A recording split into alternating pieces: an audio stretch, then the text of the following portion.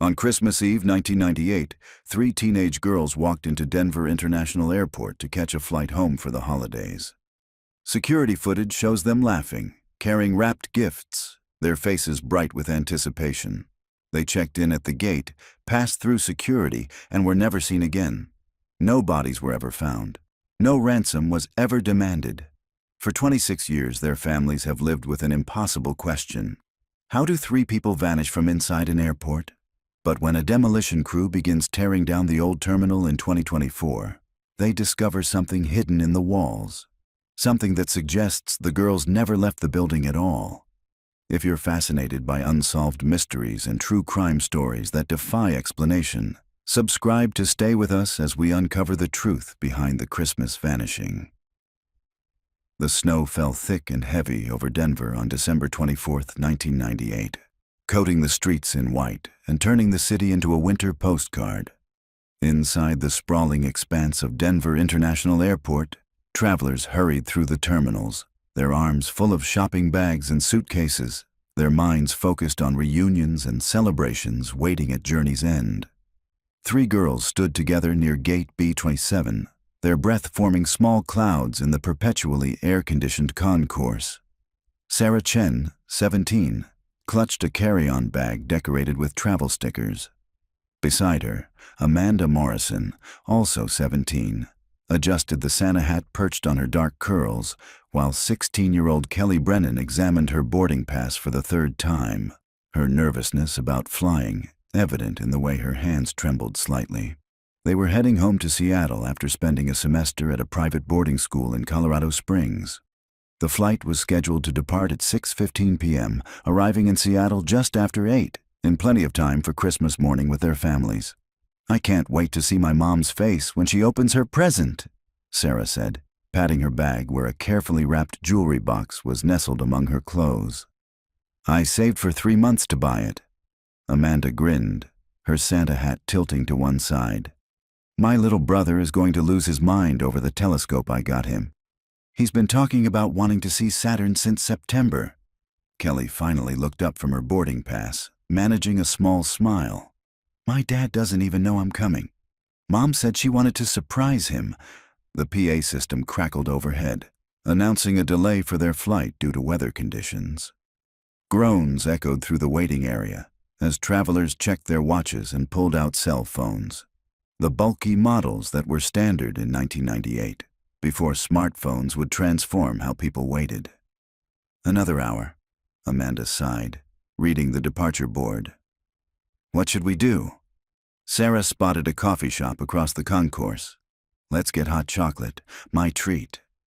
They gathered their bags and walked together through the terminal, three girls in a sea of holiday travelers, unremarkable and unmemorable, except to those who loved them. Security cameras captured them entering the coffee shop at 5:47 p.m. The footage shows them ordering, laughing at something the barista said, finding seats near the window where they could watch the snow fall on the tarmac. At 6:03 p.m., the cameras show them leaving the coffee shop, their cups in hand, walking back toward their gate. They pass a bank of payphones, a newsstand decorated with tinsel and mechanical Santas, a janitor mopping the floor near the restrooms. At 6:07 p.m., they round a corner near Gate B24, just 3 gates away from where their flight would eventually board. And then, nothing. The cameras lose them in a brief gap in coverage, a blind spot that airport security would later identify as a known issue in that section of the terminal. When the next camera picks up the view of the corridor they should have walked through, the girls are simply gone. Their flight eventually departed at 7:45 p.m., delayed but airborne, carrying passengers to Seattle for Christmas. 3 seats in row 23 remained empty. 3 families waited at SeaTac Airport, watching travelers stream past, their smiles fading as the crowd thinned and their daughters never appeared. By midnight, when the girls still hadn't made contact, their parents called the authorities. By morning, when the magnitude of the impossibility became clear, the FBI arrived.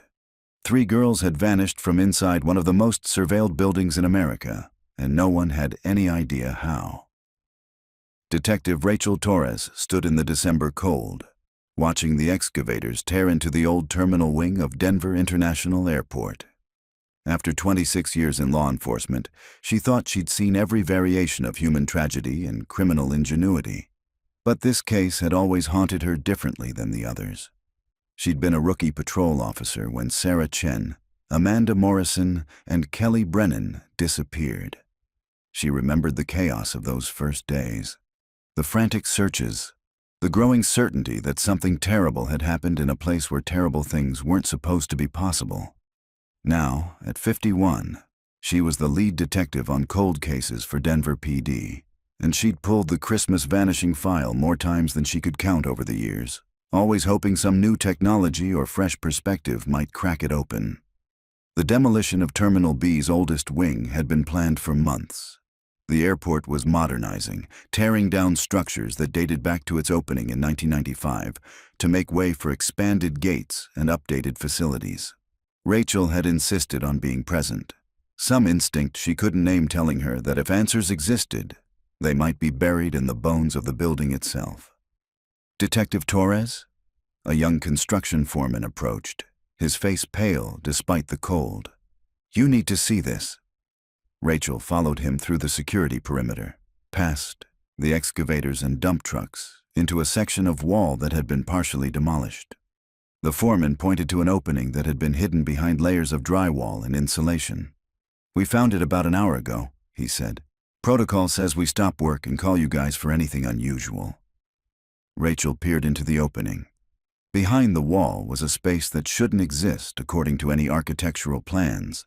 A narrow corridor, roughly 4 feet wide, extending back into darkness. The air that wafted out was stale and undisturbed, carrying the scent of old concrete and something else Rachel couldn't immediately identify. "Get me lights," she said, her pulse quickening.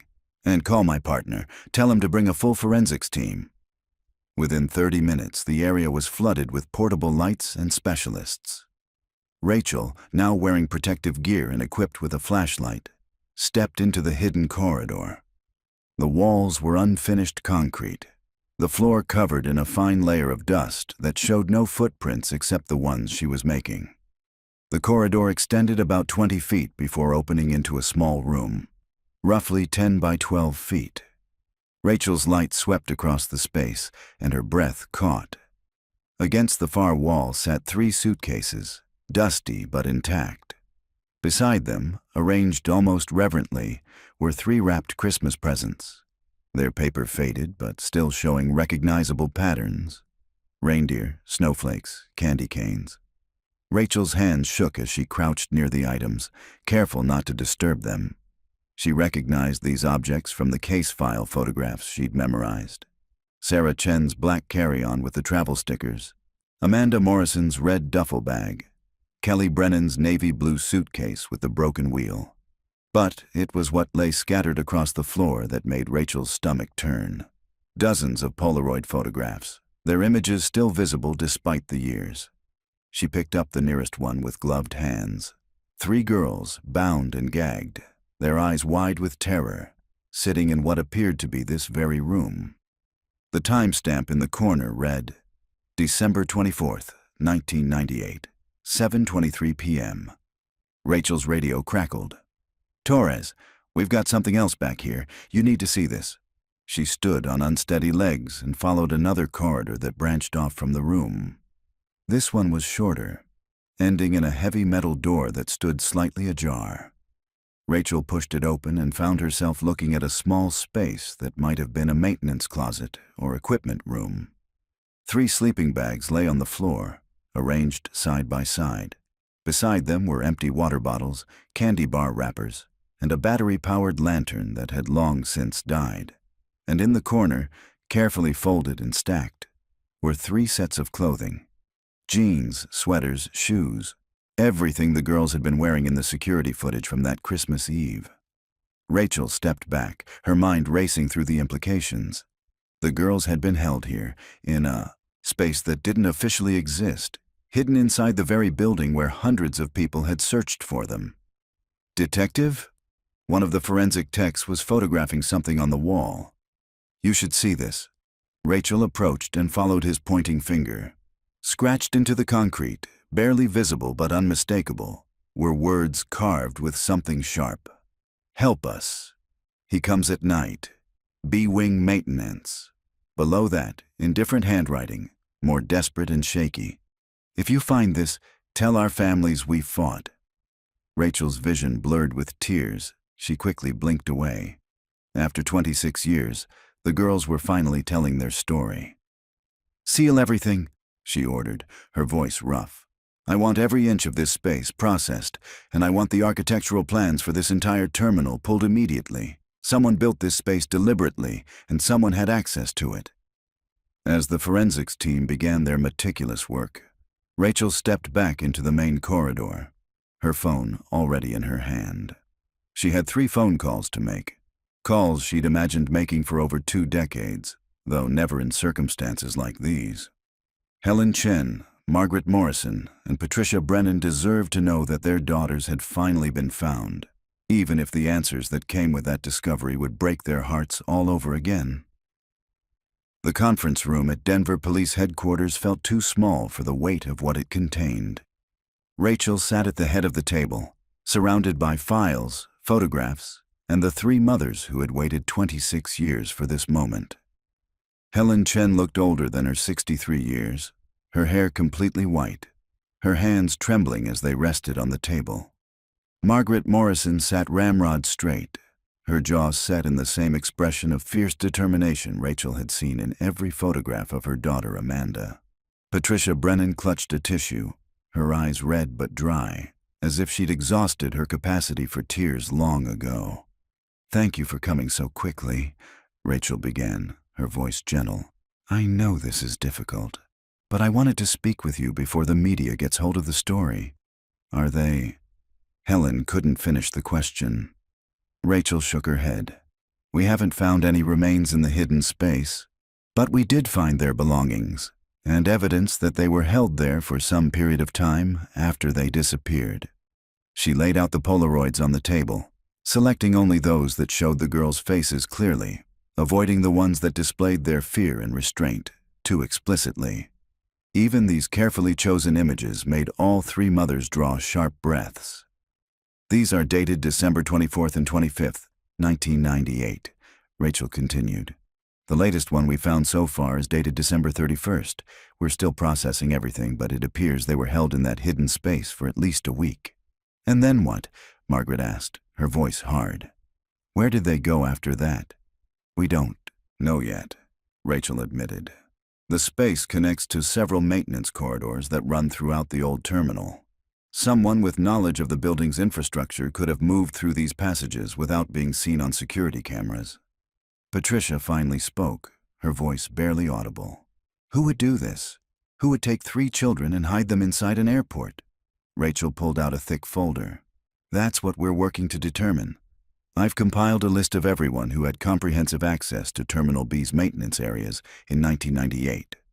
We're talking about structural engineers, maintenance supervisors, security personnel with master keys, and construction workers who were involved in last-minute modifications before the airport's official opening.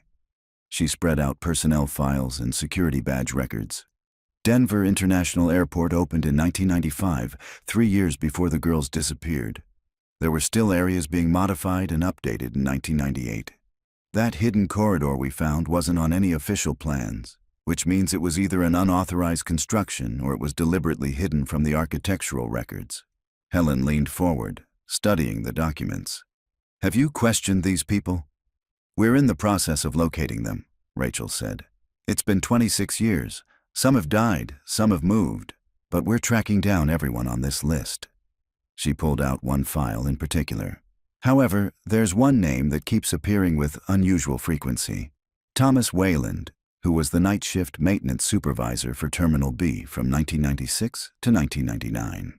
He had master access to all maintenance corridors, and he was one of the last people to see several areas before they were sealed off during renovations.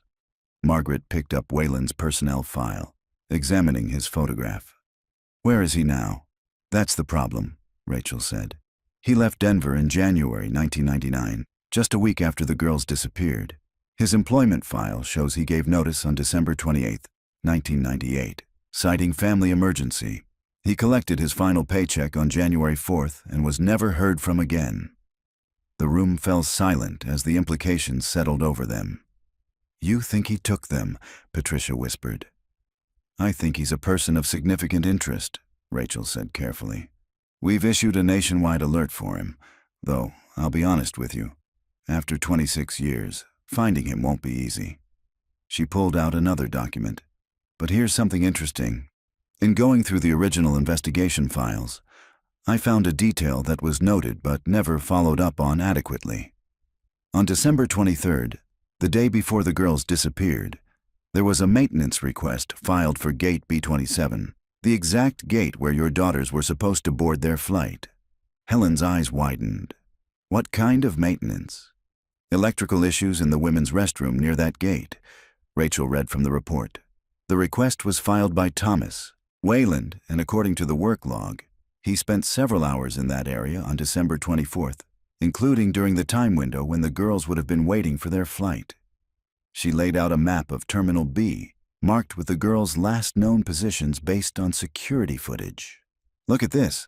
The restroom where Wayland was working was directly between the coffee shop where the girls were last clearly seen and gate B27 where they were headed. It's also adjacent to a maintenance access door that connects to the hidden corridor system." Margaret traced the route with her finger. "You think he approached them somehow? Lured them?" "The restroom was temporarily closed that evening due to the maintenance work," Rachel explained. "We found a notation in the security logs that an out-of-order sign was posted. But here's what doesn't make sense. The electrical issue was supposedly fixed by 5:30 p.m., but the sign remained up until after 7 p.m. Wayland logged out for the day at 7:15 p.m. "Right around when the last Polaroid was taken," Helen observed, her voice shaking. Rachel nodded. "We're developing a theory. We think Wayland may have created a situation that required the girls to use the maintenance corridor, perhaps told them there was an emergency, a shortcut to their gate because of weather delays, something that would make 3 young girls trust an airport employee in uniform." She pulled out the photographs of the messages scratched into the wall. Your daughters mentioned B-Wing maintenance in their message. That was Wayland's primary responsibility zone, and the phrase, "he comes at night." Wayland worked the night shift, 4 p.m. to midnight. Patricia covered her mouth with her hand. "They knew who he was. They were trying to tell us." "They were incredibly brave," Rachel said softly. "Every piece of evidence we're finding shows they fought. They documented what they could. They left messages. They did everything right. But it wasn't enough," Margaret said bitterly. "It might be now," Rachel countered. "These messages, these photographs, they're giving us a trail to follow. We know who we're looking for, and we know he made mistakes. People who commit crimes like this, they often can't help but leave traces. Wayland worked in that airport for 3 years. He had colleagues, friends, habits. Someone knew something, even if they didn't realize its significance at the time." Helen straightened in her chair, something hard and determined settling over her features. "What do you need from us?" "I need you to remember," Rachel said. "Did your daughters ever mention airport employees? Any adults who approached them at the terminal? Any detail, no matter how small, that seemed odd about that day?"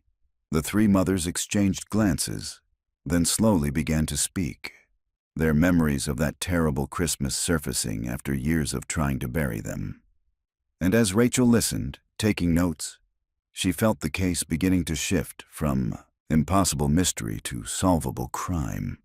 Somewhere out there, Thomas Wayland existed, and Rachel was going to find him. Rachel sat across from Gerald Finch in the small visiting room of the Sunset Meadows Assisted Living Facility. At 78 years old, Finch was frail and relied on an oxygen tank that hissed softly beside his wheelchair, but his eyes were sharp and alert when Rachel mentioned Thomas Wayland's name. "I remember Tom," Finch said, his voice raspy. "We worked together for almost 3 years. I was day shift supervisor. He was nights. We'd overlap during shift changes."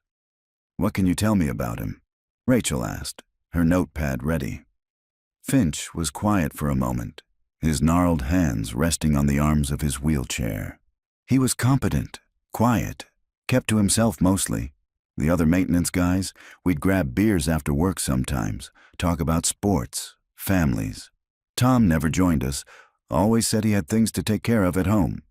Did he ever mention family, a wife, children? No wife, I'm certain of that. He lived alone in one of those efficiency apartments near the airport. I remember because he mentioned once that he liked being close to work, said he could walk there if his car broke down. Finch paused, his expression darkening. There was something off about him, though. Little things that didn't add up. Rachel leaned forward. What kind of things? He had this habit of volunteering for overtime, especially around the holidays. Christmas, New Year's, Thanksgiving.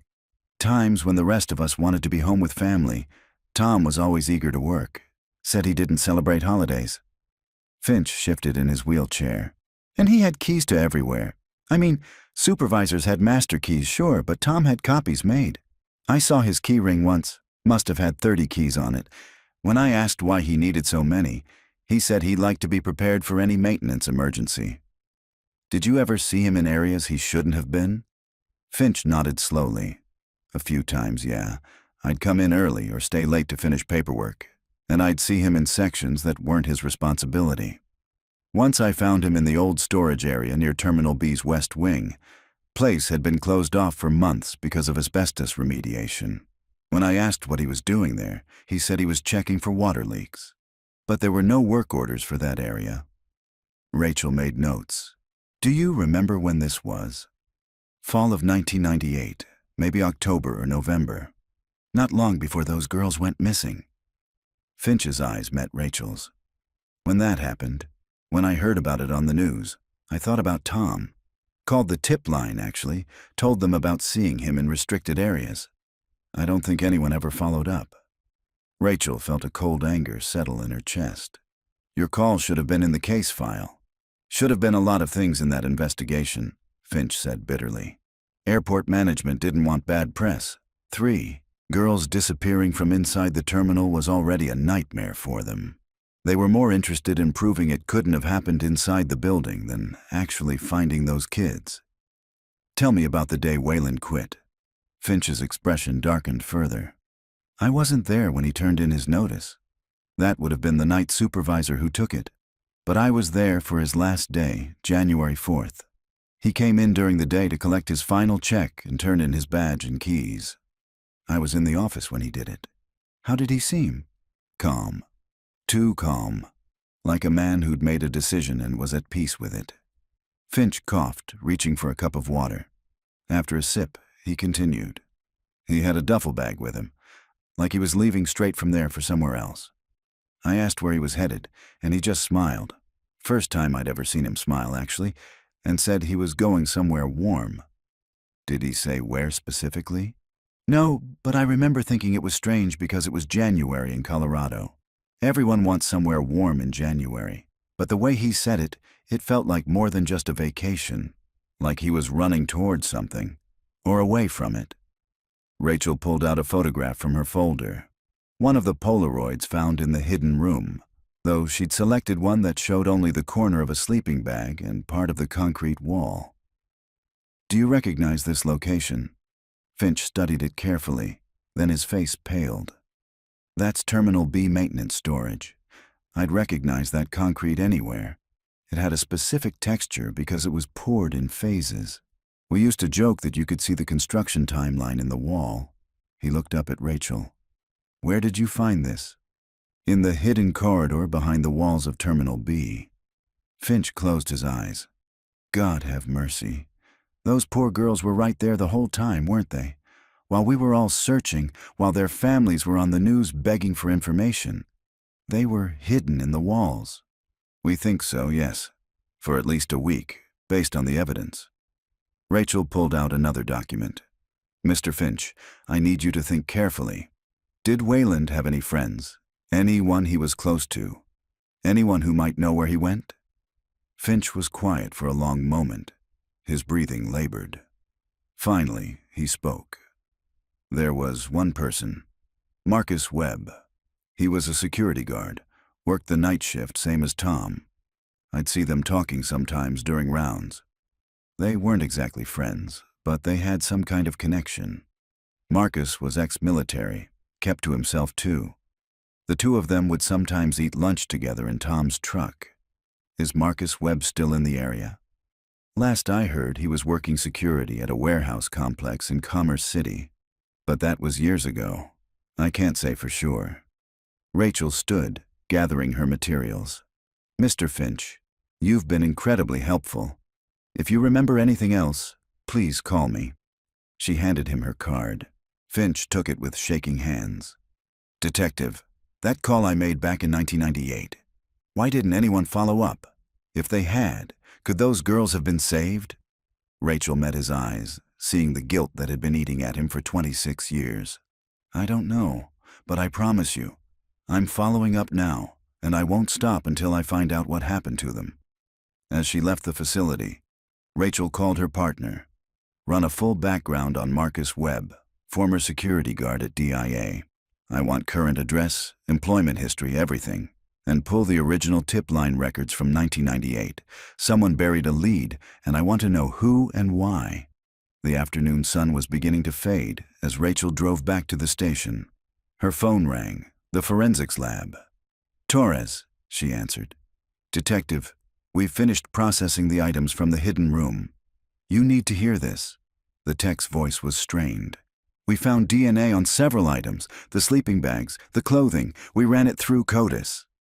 Rachel's pulse quickened. And? We got hits.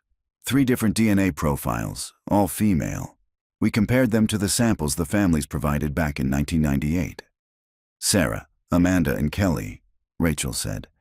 Confirmed, but there's more. We found a 4th DNA profile, male, and it's in the system. Rachel pulled over to the side of the road. Who? Thomas Wayland. He was arrested in 2003 in Phoenix, Arizona for trespassing on school property. Charges were eventually dropped, but they took his DNA. Detective, his DNA is all over that room. On the sleeping bags, on the water bottles. We even found skin cells under the fingernails of one of the sweaters. Looks like one of the girls scratched him. Send me everything, Rachel ordered, and get me the arrest report from Phoenix. I want to know why he was on school property and why the charges were dropped.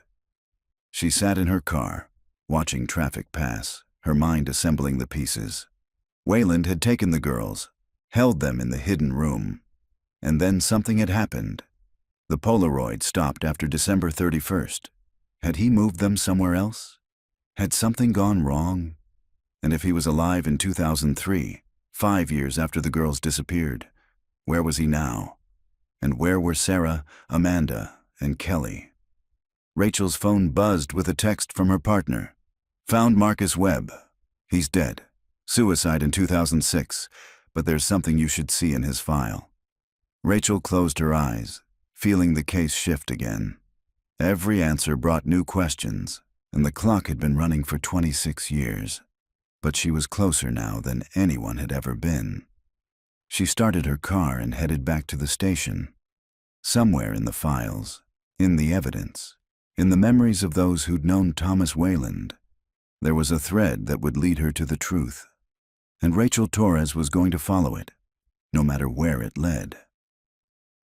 Marcus Webb's apartment had been sealed after his death in 2006, his belongings packed away by the state when no next of kin could be located. Rachel stood in the evidence storage facility, looking at the boxes that contained the remnants of his life. We kept it because the suicide was questioned initially. The storage clerk explained, pulling boxes off the shelf. Investigating officers thought there might be foul play, but the case was eventually ruled self-inflicted. No one ever claimed his stuff, so it just sat here. Rachel pulled on latex gloves and began opening boxes. Clothing, books, photographs. The ordinary debris of an ordinary life. But Webb hadn't been ordinary. He'd worked alongside Thomas Wayland during the exact period when 3 girls had been taken. In the 3rd box, she found what she was looking for. A journal, its leather cover worn and cracked.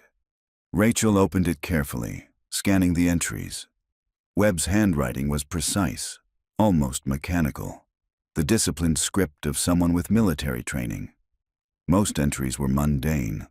Notes about his shift, observations about airport security, complaints about management. But as Rachel flipped toward the end, dated entries from late 1998, the tone changed. December 20th, 1998. Tom asked me about the old maintenance corridors again. Wanted to know which ones were still accessible, which had been sealed. Told him I didn't have that information. He got agitated. Don't like when he gets like that. December 27th, 1998. Haven't seen Tom for 3 days. Called in sick to work. That's not like him. He never misses shifts. December 30th, 1998. Tom showed up tonight looking like hell. Wouldn't say where he'd been. Asked me if I'd heard anything about those missing girls. Said the police were asking questions about maintenance access. Told me if anyone asked, he'd been with me Christmas Eve. I didn't agree to that. He scared me. January 5th, 1999. Tom's gone. Quit yesterday. I should tell someone about the corridors, about what he asked me. But what if I'm wrong? What if it's nothing? Rachel photographed each page, her hands trembling slightly. She continued reading, watching Webb's guilt and paranoia grow over the years. March 2000. Can't stop thinking about those girls. Their faces are on posters everywhere in the airport. Every time I walk past their pictures, I wonder if I could have stopped it. If I'd said something when Tom was acting strange. November 2001. Quit the airport. Couldn't take it anymore. Every corridor, every maintenance room. I keep thinking they might be in there. Started having nightmares. June 2003. Saw Tom today. Can't be sure it was him, but I swear I saw him at the bus station. Older, thinner, but the same eyes. He saw me too. Smiled like we shared a secret. I ran. Rachel's phone rang, making her jump. Her partner's voice was urgent. Rachel, we got a hit on Waylon's credit card. Or rather, a card under an alias we've linked to him. It was used 3 hours ago at a gas station in Pueblo. He's still in Colorado? Rachel's mind raced. After all these years, he's still here? Looks like it. I've got units heading to the gas station now to pull security footage. But there's more. We ran the alias, David Thompson, and found rental payments for a storage unit in Colorado Springs. It's been rented continuously since January 1999. Rachel felt her pulse spike. Get a warrant. I want that unit open today. She returned to Webb's journal, flipping to the final entries. August 2006. I can't live with this anymore. I should have spoken up. I should have told them about the corridors, about Tom's questions, about seeing him that Christmas. Those girls might have been saved. Their families might have closure. Instead, I said nothing, and I've become complicit in whatever happened to them. September 2006. I've decided. I'm going to tell the police everything. Tomorrow, I'll go to the station and give them this journal. Let them decide if I'm guilty too. At least then I might sleep again. The final entry was dated September 15, 2006. The day before Webb's body was found in his bathtub. Wrists slashed. A bottle of sleeping pills on the sink. But Rachel noticed something odd. The handwriting in this final entry was different from the others. Still precise, still mechanical, but the letters slanted at a slightly different angle. The pressure on the page was harder. She photographed the page and sent it to the forensics lab with a note. Need handwriting analysis. Compare this entry to the others. I don't think Webb wrote this. Her phone buzzed. A message from the team at the storage unit. Warrant approved. We're moving in. Rachel gathered the journal and headed for her car. Colorado Springs was 90 minutes south. She could be there before they opened the unit. As she drove, her mind kept returning to Webb's journal. If he'd been murdered, if that final entry was forged, it meant Wayland had been tying up loose ends. It meant he'd been in Colorado, watching, waiting, eliminating anyone who might expose him. And it meant he might still be doing it. The storage facility was a sprawling complex of identical beige buildings arranged in neat rows. Rachel arrived to find her partner and a team of officers already on scene, along with a locksmith working on Unit 247. Owner says the rent's been paid automatically from a bank account for 26 years, her partner explained. Never late, never missed a payment. No one's been seen entering or leaving, but the owner says he's seen the lock changed a few times over the years. Professional jobs, clean work. The locksmith stepped back. It's open. Rachel pulled on gloves and lifted the rolling door. The unit was 10 feet by 10 feet, climate-controlled and filled with boxes, filing cabinets, and a row of plastic storage containers. Carefully, Rachel instructed the team. Everything is potential evidence. They began removing items systematically.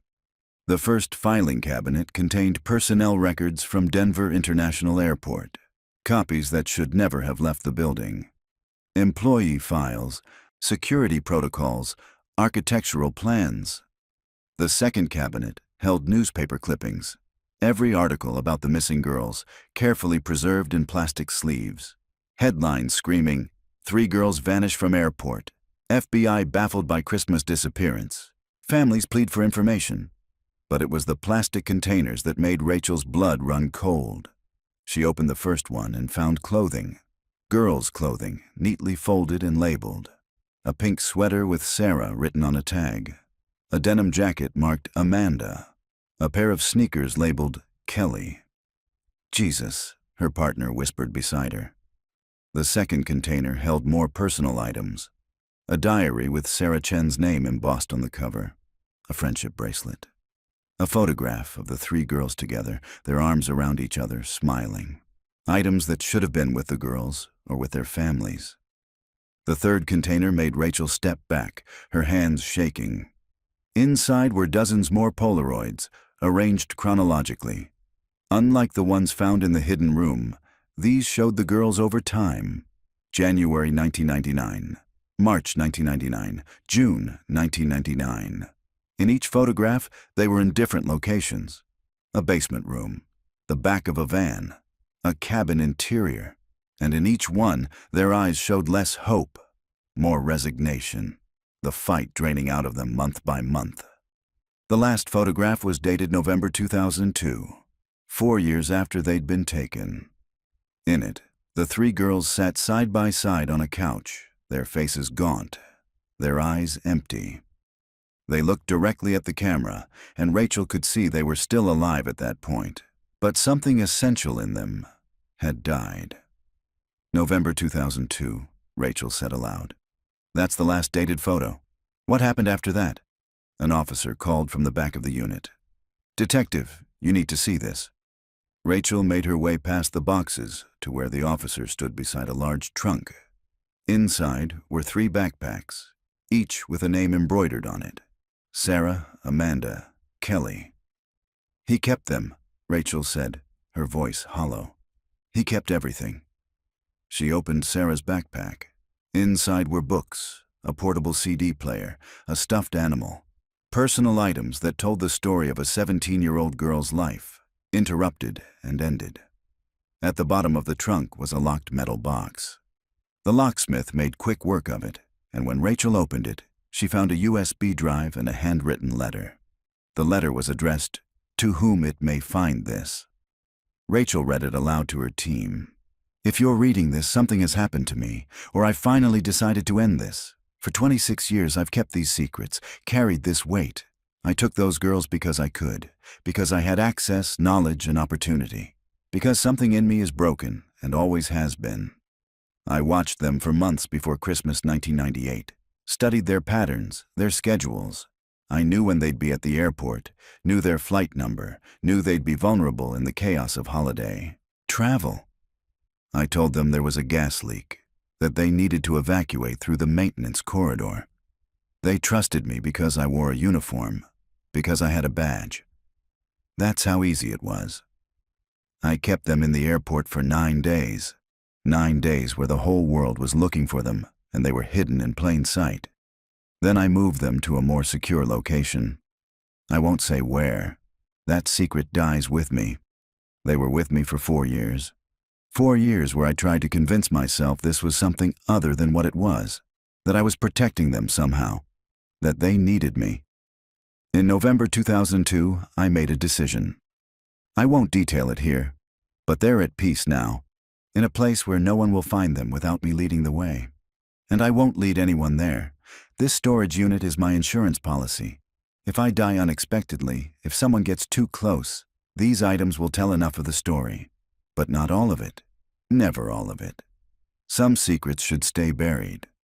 The letter was signed T.W. Rachel looked at the USB drive in her hand. We need to see what's on this, now. The conference room at Denver PD had been converted into a command center. Multiple monitors displayed different angles of security footage, crime scene photographs, and maps of Colorado.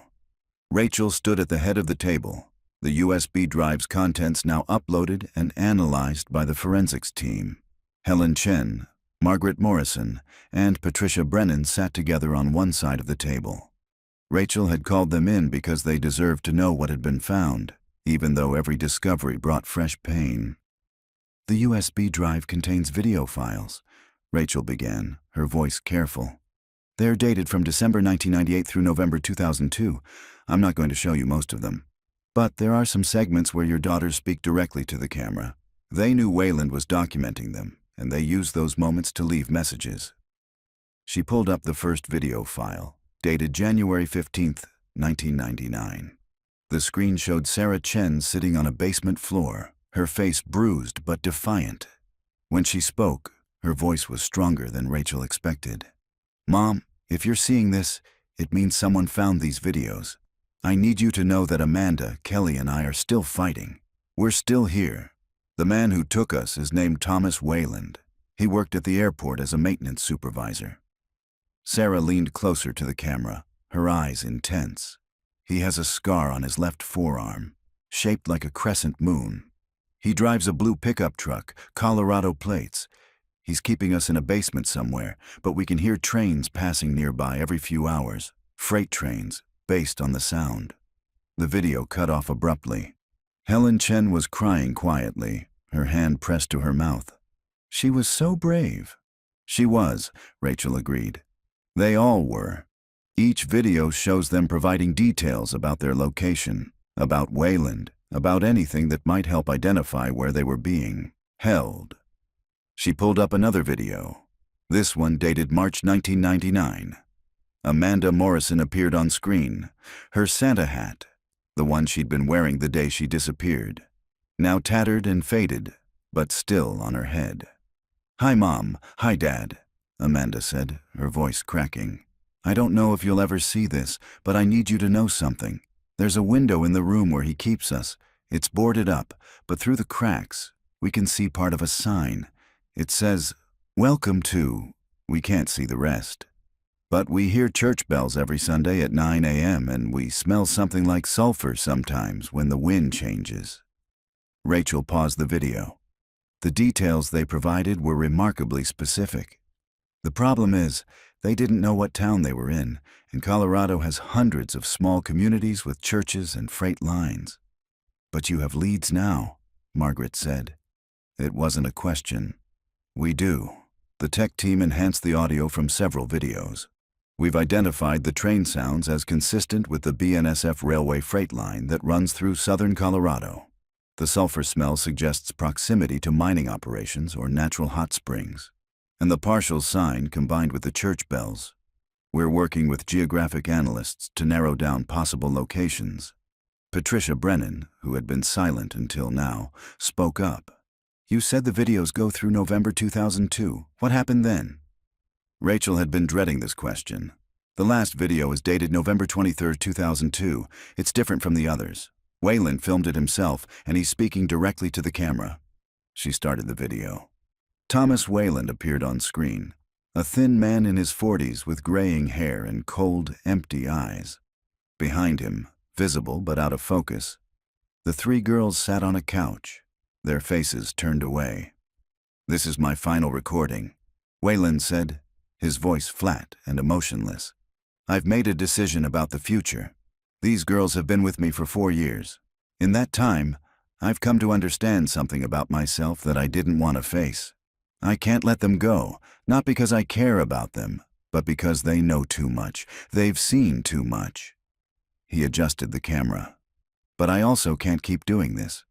The maintenance, the logistics, the constant fear of discovery, it's exhausting. So I'm going to end it, cleanly, quietly, and then I'm going to disappear completely. The video showed Wayland holding up a bottle of pills. These are sleeping pills, enough for all three of them.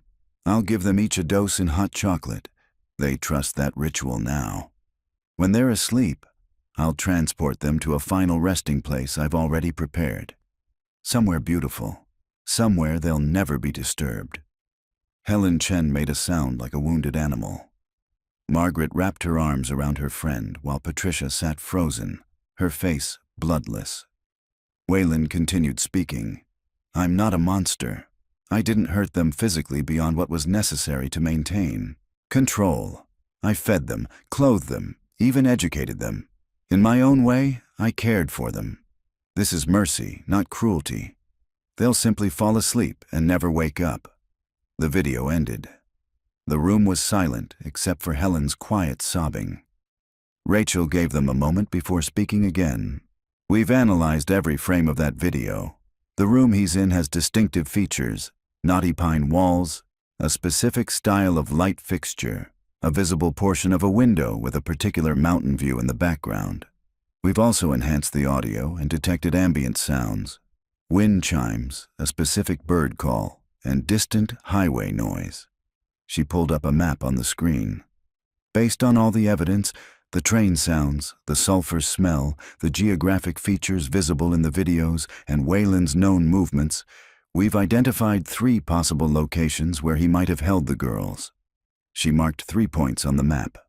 All of them are within a 2-hour radius of Colorado Springs, all near the BNSF freight line, and all have seasonal populations that would make a lone occupant less noticeable. Her partner stood up. We've also been tracking Wayland's alias, David Thompson.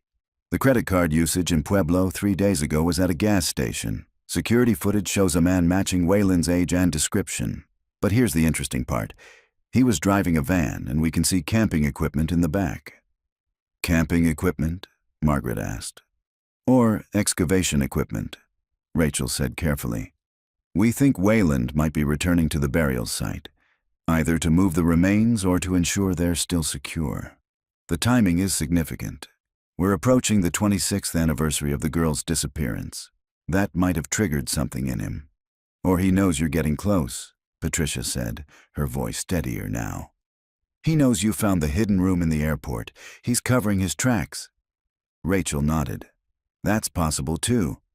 Either way, we have units watching all 3 locations.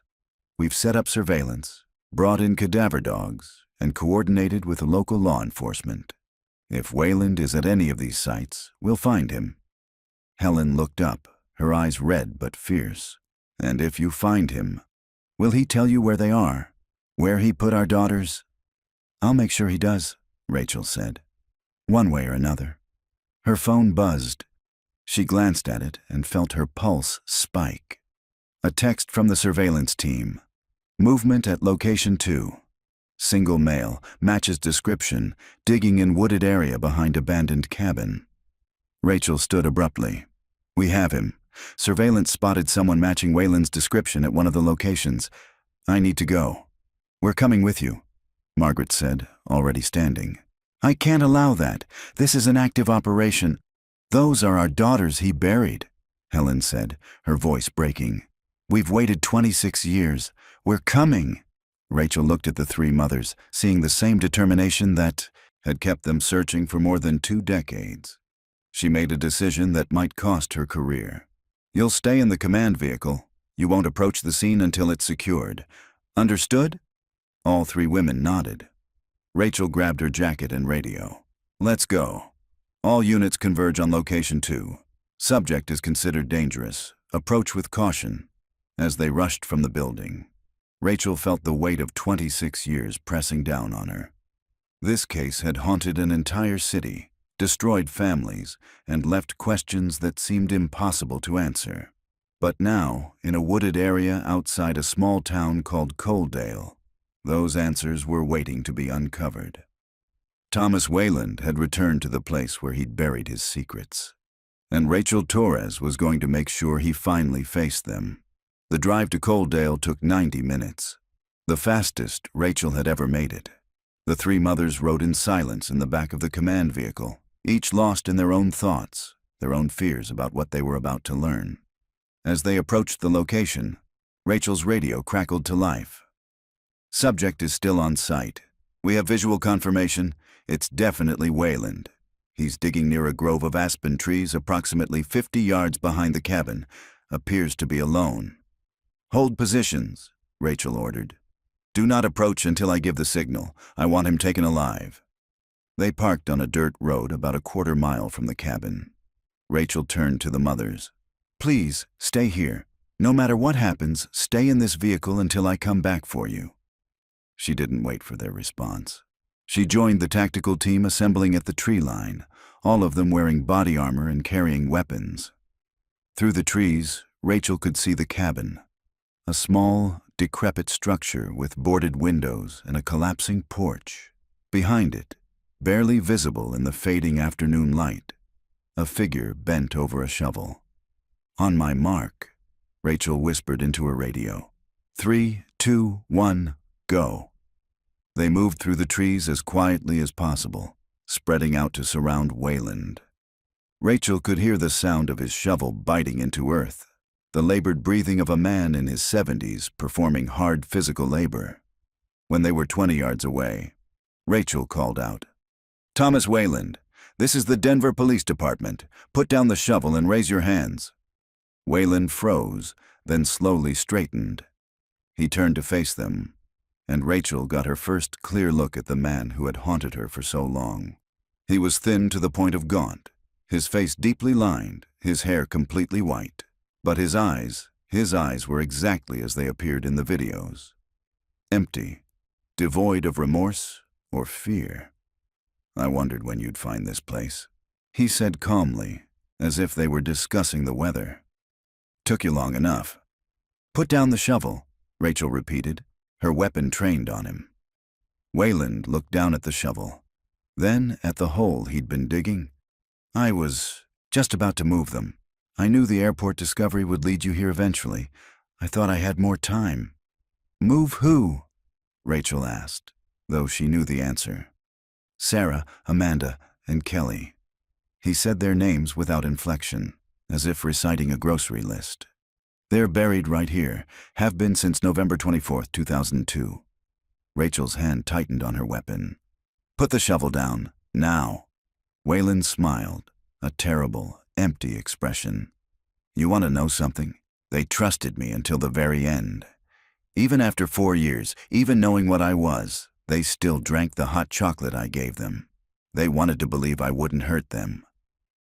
"Stop talking," Rachel commanded, moving closer. "Put down the shovel and get on your knees." They fell asleep on that couch, all three of them holding hands. I waited until I was sure they were gone. Then I brought them here, buried them deep, where the animals couldn't get to them. I thought I was being merciful. The tactical team had surrounded him now, weapons raised. Wayland looked at all of them and laughed, a sound that made Rachel's skin crawl.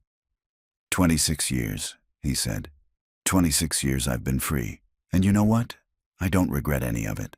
Not taking them, not keeping them, not ending it. The only thing I regret is getting caught." He raised the shovel suddenly, swinging it toward the nearest officer. Multiple shots rang out simultaneously. Wayland's body jerked and fell backward, landing beside the hole he'd been digging. Rachel rushed forward, kicking the shovel away and checking for a pulse. There was none. Thomas Wayland was dead. "Get the forensics team here," Rachel ordered, her voice shaking, "and bring the ground-penetrating radar. We need to confirm what's down there." As the team secured the scene, Rachel walked back toward the command vehicle, dreading what she had to tell the mothers waiting inside. The excavation took 3 days. Rachel insisted it be done carefully, respectfully, treating the site as both a crime scene and a grave. Helen Chen, Margaret Morrison, and Patricia Brennan waited in a hotel in Salida, the nearest town, while forensic anthropologists and investigators worked in the grove of aspen trees behind the abandoned cabin. On the 3rd day, Rachel received the call she'd been expecting. They'd found them. She drove to the hotel and knocked on the door of the suite where the three mothers had been staying. Helen answered, her face already showing that she knew what Rachel was about to say. "You found them," Helen said. Rachel nodded. "May I come in?" The three women sat together on the couch, holding hands, as Rachel explained what the forensics team had discovered. 3 sets of human remains, buried approximately 6 feet deep in a carefully dug grave. They'd been wrapped in sleeping bags, the same ones visible in the photographs from the storage unit. The forensic anthropologist estimates they were placed there in late November 2002, consistent with Wayland's timeline, Rachel said gently. Toxicology on the remains will take time, but preliminary examination suggests they died from drug overdose, as he claimed in the video. "Did they suffer?" Patricia asked, her voice barely audible. "The medical examiner believes they fell asleep and simply didn't wake up. There's no evidence of violence or trauma beyond what we already knew from the earlier photographs and videos." Rachel paused. "For whatever it's worth, I think Wayland was telling the truth about that part. He did give them sleeping pills and hot chocolate. He did wait until they were unconscious. That doesn't make him merciful," Margaret said bitterly. "It makes him a coward." "I agree," Rachel said. Helen leaned forward. "Can we see them? Can we say goodbye? The remains need to be properly examined and processed first. But yes, once that's complete, we'll arrange for proper funerals. Your daughters will finally come home." Over the next week, Rachel watched as the case she'd pursued for so long reached its conclusion. The forensic examination confirmed that the remains belonged to Sarah Chen, Amanda Morrison, and Kelly Brennan. Dental records provided definitive identification. Toxicology confirmed lethal doses of sedative medications in their systems. The storage unit contents, combined with the videos and physical evidence from the burial site, told a complete story. Thomas Wayland had stalked 3 teenage girls, abducted them from Denver International Airport using his insider knowledge and access, held them captive for 4 years in various locations around Colorado, and ultimately murdered them when the burden of keeping them became too great. Marcus Webb's death was reclassified as a probable homicide based on the handwriting analysis of his final journal entry. The theory was that Wayland had discovered Webb's intention to go to the police and had staged his suicide to eliminate the threat. But one question remained unanswered. Why? Rachel found part of the answer in Wayland's personnel file from the airport. Prior to working at DIA, he'd been employed by several school districts as a maintenance worker. Each job had lasted less than a year, and each time he'd left by mutual agreement. Corporate speak for being asked to resign. When Rachel dug deeper, interviewing former co-workers and supervisors, a pattern emerged. Complaints from female students about the creepy maintenance man who watched them too closely. Reports of Wayland being found in areas where he had no legitimate reason to be.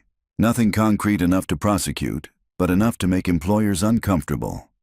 Thomas Wayland had been a predator his entire adult life, moving from place to place, evading consequences through careful planning and institutional indifference.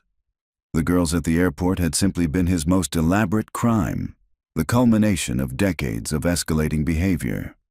On a cold morning in January, 26 years and 1 month after, they disappeared. Sarah Chen, Amanda Morrison, and Kelly Brennan were laid to rest in Seattle. Their families had wanted them buried together, in a plot overlooking Puget Sound where they could watch the ferries and remember the girls they'd been before that Christmas Eve. Rachel attended the funeral, standing at the back as hundreds of people paid their respects.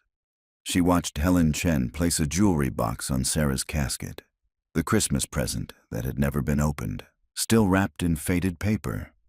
Margaret Morrison tucked a telescope into Amanda's casket, the gift meant for her little brother now going with her into the ground. Patricia Brennan simply held Kelly's casket and wept. 26 years of grief, finally finding release. After the service, the 3 mothers approached Rachel together. "Thank you," Helen said, taking Rachel's hands. "For never giving up, for bringing our girls home." "I wish I could have found them sooner," Rachel replied, her voice thick with emotion. "You found them when you were meant to," Patricia said. "And because of you, we finally have answers. We can finally let them rest." Margaret handed Rachel an envelope.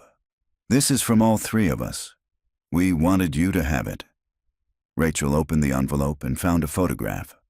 The last picture of the three girls together, taken at the airport before they disappeared. On the back, in 3 different handwritings, were the words, "Thank you for bringing us home." Rachel held the photograph carefully, her vision blurring with tears. "I'll keep this. I'll never forget them." As the mothers walked away to join their families, Rachel stood alone beside the 3 graves.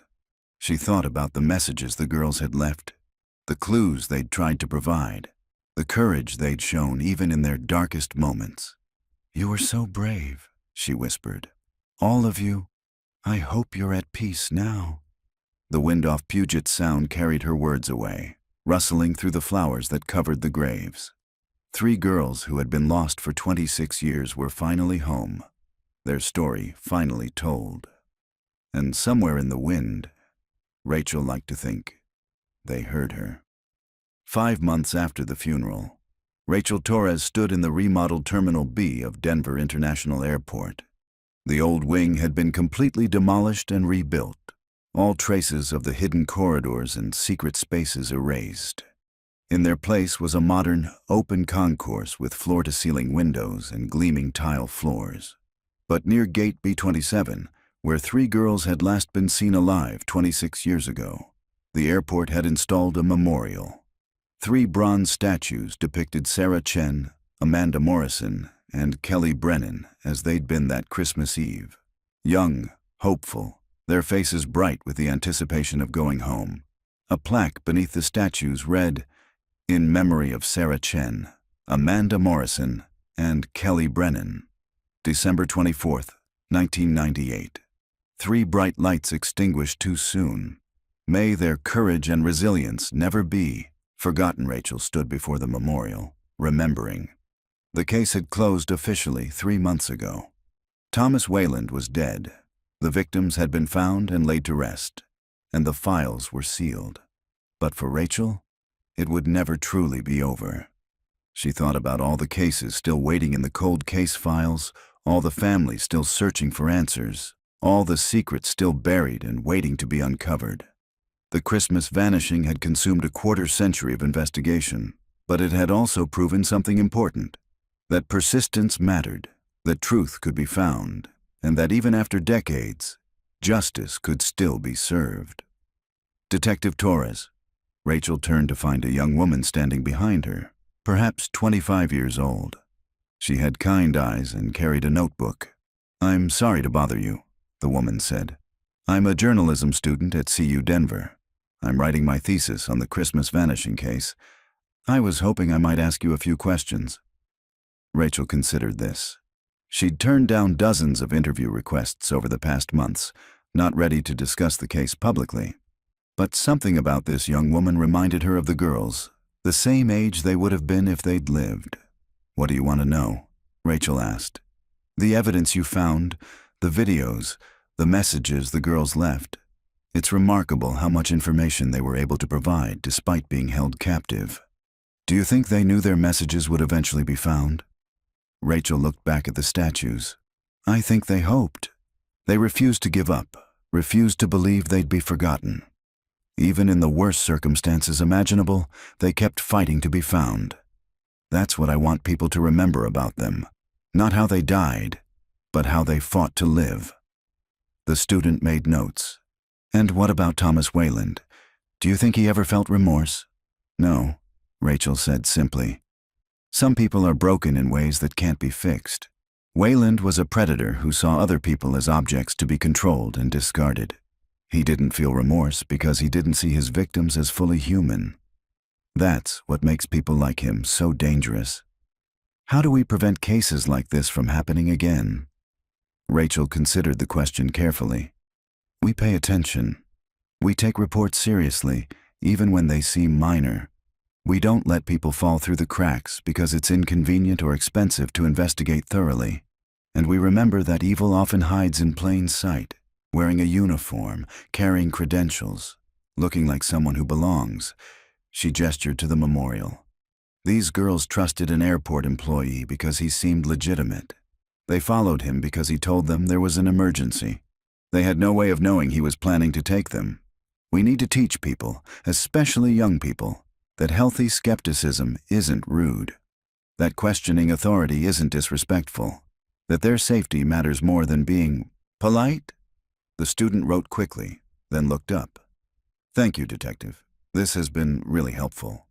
As the young woman walked away, Rachel's phone buzzed. A text from Helen Chen.